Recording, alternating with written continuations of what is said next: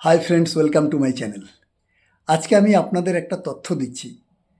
অনেকে হয়তো মনে করেন যে মোবাইলে একটা ফটো তুললাম, সেই ফটোটা ডিলিট করে দিলাম এবং সেটা ডিলিট হয়ে গেল।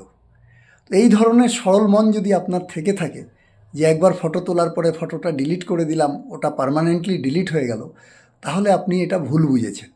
একবার যদি মোবাইলে আপনি ফটো তোলেন এবং সেটা যদি ইন্টারনেটে চলে যায়, তাহলে পৃথিবী যতদিন থাকবে সেই ফটো ততদিন থাকবে।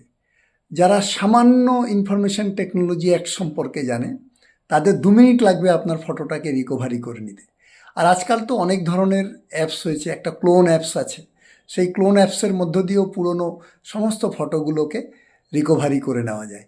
কাজেই এই ধরনের ভাববার কোনো দরকার নেই যে একবার ফটো তুললাম, আমি ডিলিট করে দিলাম, ফটোগুলো সব ডিলিট হয়ে গেল।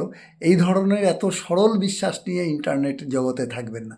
কাজেই কোনো ফটো তুলতে গেলে বা কোনো ফটো নিজের ভিডিওতে হোক বা ফিডে হোক পোস্ট করতে গেলে 10 বার ভেবে নিয়ে পোস্ট করবেন, কারণ ইন্টারনেটের দুনিয়ায় ওটা সারা জীবনের জন্য থেকে যাবে, ক্লাউডে সারা জীবনের জন্য থেকে যাবে।